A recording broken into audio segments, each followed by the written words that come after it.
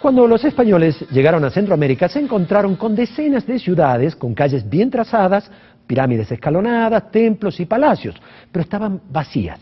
Los mayas las habían abandonado y muchos vivían en aldeas dispersas por la selva. Nadie creía que esos indios que veían fueran capaces de construir tantos y tantos monumentos y comenzaron a imaginar extrañas teorías sobre el origen de esta civilización, que eran la tribu perdida de Israel, sobrevivientes de la Atlántida o descendientes de extraterrestres.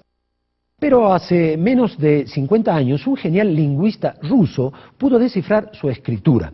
Cuando Yuri Konorosov encontró la llave, pudimos empezar a conocer mejor al misterioso pueblo maya y también el significado de su famoso calendario que anunciaría el fin del mundo. Aquí va.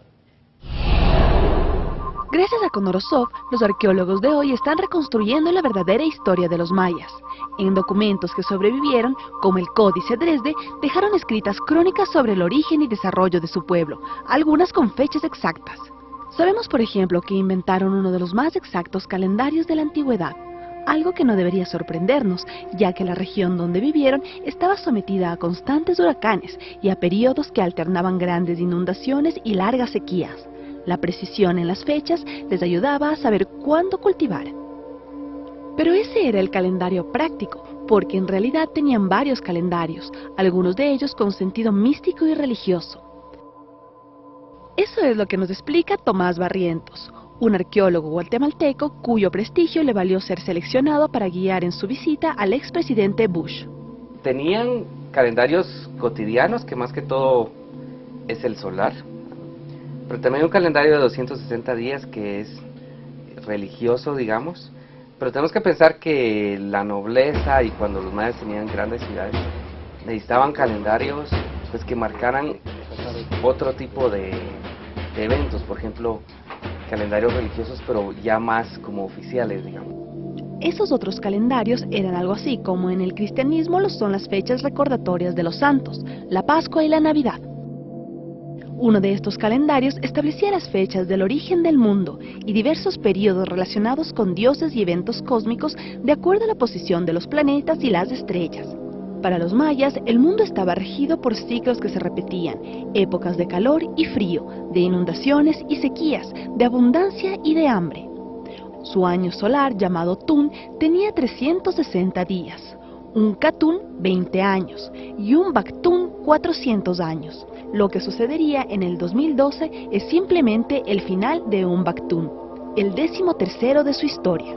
Imagina que es un aniversario que ellos seguramente conmemoraron en el Baktun 9, Baktun 10, y en un momento ese sistema se deja de usar, o sea que el Baktun 11 y 12 no se celebró porque la cuenta se había perdido, digamos. Y ahora que fue descubierta hace más o menos 100 años, se sabe que viene el Baktun 13, entonces es un aniversario, pero habría que celebrarlo el Baktun 14, el 15. Primera conclusión, en el 2012 los mayas entrarían en un nuevo Baktun, algo así como un nuevo siglo, pero que dura 400 años. Entonces, ¿es verdad que los mayas dejaron calculando el calendario, escribieron sus profecías y luego se marcharon de nuestro planeta como aseguran? Pues eso lo sabremos ahora, pues nos iremos en busca de los mayas perdidos y de sus enigmáticas ciudades.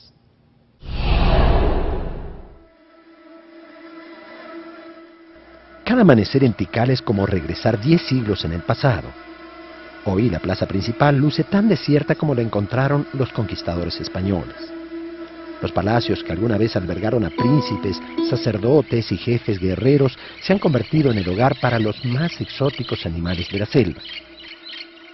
La llamada Acrópolis Central albergaba enormes edificios de piedra para la nobleza, fuentes de agua, mercados, altares ceremoniales. En Tikal, los mayas erigieron algunos de los más altos y bellos templos que puedan encontrarse entre las centenares de ciudades que habitaron. Desde la cumbre del llamado Templo 4 a 65 metros de altura se puede apreciar un fantástico paisaje, con la cúpula de otros templos escalonados asomando por encima de los más gigantescos árboles de la selva. Hoy, la vegetación ha ganado todo el terreno perdido en la enorme extensión que ocupaba la ciudad, donde se estima que llegaron a vivir más de 100.000 personas. Aunque estuvo habitada desde tiempo antes, Tikal comenzó a construirse hacia el 300 a.C., la misma época en que Alejandro Magno salía de Grecia para conquistar el mundo antiguo. Los arqueólogos están terminando de desenterrar las más viejas construcciones de Tikal. 7 palacios que se encontraron en una plaza del sitio al que llaman Mundo Perdido. Pero aún queda mucho por desenterrar. Y al pie de cada edificio existen altares y estelas de piedra donde escribían la fecha de su construcción. La última, datada en un monumento, corresponde al 899 de nuestra era, varios siglos antes de la llegada de Hernán Cortés. El aspecto misterioso de las ruinas de Tikal parece darle la razón a los esotéricos que sostienen que los mayas decidieron repentinamente marcharse de aquí y regresar al planeta del que vinieron cuando la humanidad aún era joven. Por alguna razón, tal vez en el momento más brillante de algunas ciudades de esta civilización, los mayas abandonaron ciudades como esta, como Tikal, dejando atrás enormes y bellos templos, palacios, estelas, observatorios astronómicos. Se hace la pregunta, ¿por qué desaparecieron? Pero la pregunta verdadera es, ¿realmente desaparecieron?